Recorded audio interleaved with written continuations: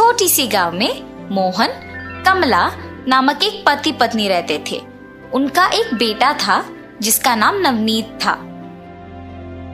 मोहन कृषि करके आए हुए पैसों से घर चलाता था।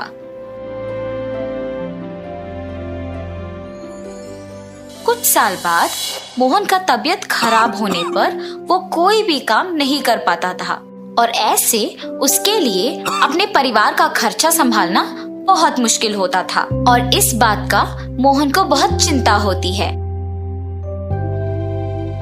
एक दिन नवनीत अपने पिता को चिंतित देखता है। पापा हमेशा चिंतित रहते हैं। आज मुझे उनके पास जाके पूछना ही होगा कि उन्हें कौन सा बात इतना चिंता दे रही है। पापा, आप किस बारे में सोचकर इतना दुखी हो रहे हैं? नवनीत, इतने दिन मैं मेहनत करके पैसे कमाता था, इसीलिए हम कोई भी चिंता के बिना आराम से जीते थे।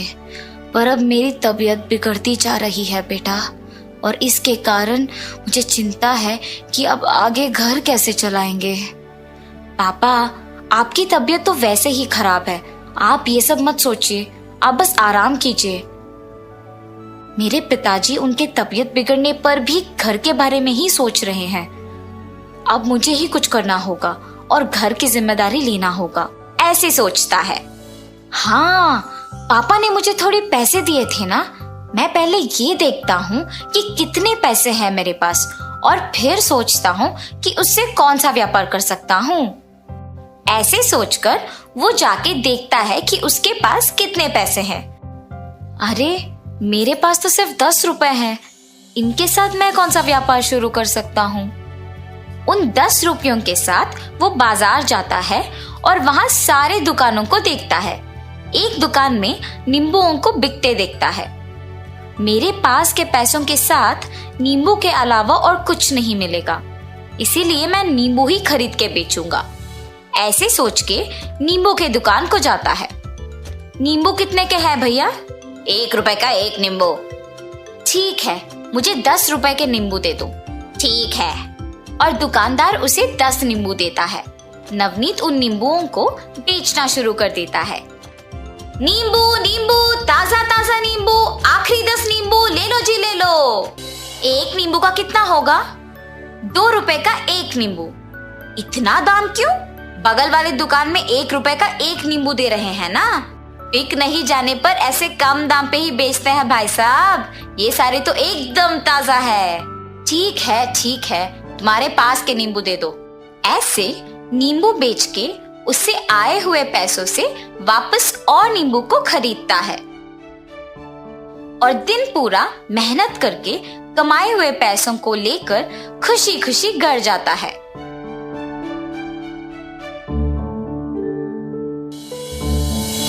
पापा, आप अब से घर की जिम्मेदारी का चिंता ना लें, और उन्हें सब कुछ कहता है।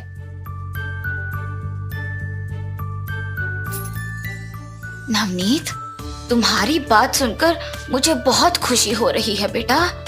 दृढ़ निश्चय से हम कुछ भी हासिल कर सकते हैं। ऐसे हर रोज नवनीत नींबुओं को खरीद के बेचता था। कुछ दिन बाद कम लोग उसके पास नींबू खरीदने लगे, जिसकी वजह से उसके पास नींबू बचने लगे और इसीलिए वो दुकानदार के पास कम नींबू खरीदता था ताकि बचे हुए नींबुओं के साथ उन्हें अगले दिन बेच सके। एक दिन ऐसे ही नींबू खरीदने जाता है। एक नींबू का गुच्छा दीजिए भाई साहब। व्यापार की शुरुआत में ज्यादा नींबू खरीदते थे, कुछ दिनों से कम हो गया है। दिन प्रतिदिन तुम्हारा नींबुओं का बिकना शायद कम होते जा रहा है ना। कम से कम कुछ दिनों तक चला पाओगे ना। नवनीत बिना कुछ बोले वहां से चला जाता है। उन्होंने ये पूछा कि क्या मैं कम से कम कुछ दिन व्यापार चला पाऊंगा। मुझे अब उन्हीं के पास से नींबू खरीद के उनके सामने ही व्यापार को आगे बढ़ाना होगा। और ऐसे सोचकर अपने नींबू बेचता है। उस दिन के नींबू बेचकर घर जाते वक्त रास्ते में देखता है कि एक दुकान में बहुत भीड़ है। पास जाके देखने पर पता चलता है कि वो एक जूस का दुकान है। अगर मैं भी इन नींबुओं का रस बना के कम दाम पे बेचूंगा तो मेरे ही पास सब लोग आएंगे खरीदने। उसकी सोच के अनुसार वो अगले दिन से खरीदे हुए नींबुओं में आधे नींबू को रस बनाकर और बाकी नींबुओं को ऐसे ही बेचने लगा। नींबू का सिर्फ 5 रुपए, ले लो भाई साहब, ले लो, ऐसे जोर से चिल्लाता है। बहुत कम दाम पे नींबू का रस बेचने के कारण उसके पास बहुत लोग आकर पीते हैं और नींबू भी सारे उसके पास खत्म हो जाते थे। दुकानदार के पास ज्यादा नींबू को खरीदने लगा और उन सारों को बेच देता था और वैसे ही उसके व्यापार में भी अच्छा लाभ आने लगा। ऐसे उसने अपना खुद का दुकान शुरू किया और उसमें सहायकों को भी काम पे लगाया। एक दिन नींबू के दुकान को जाता है। आपकी दुकान में सारे नींबू खरीदना है मुझे। एक समय था जब तुमने मेरे पास सिर्फ 10 नींबू खरीद के व्यापार शुरू किया था। अब तो तुम्हारा खुद का एक दुकान है। वाह! आपको याद है आपने एक बार मुझसे पूछा अगर मैं कुछ और दिन इस व्यापार को चला पाऊंगा? मुझे उस बात का बहुत बुरा लगा, मगर उसी बात ने मुझे प्रेरित भी किया और नुकसान होने के बावजूद हार नहीं मानकर बहुत मेहनत करके यहाँ तक आया हूँ। जब कुछ करने का दृढ़ निश्चय होता है तो कुछ भी कर पाओगे बेटा। बहुत लोग तुमसे कहेंगे कि नहीं हो पाएगा, पर उन बातों का बुरा ना मानकर उनको दिखाने की कोशिश करेंगे तो सफलता जरूर मिलेगी। मगर बहुत लोग इस बात को नहीं समझते हैं। वो लोगों के कहा का बुरा मानते हैं और निरुत्साहित हो जाते हैं और काम करना भी रोक देते हैं। और ऐसे दुकानदार नवनीत का अभिनंदन करता है।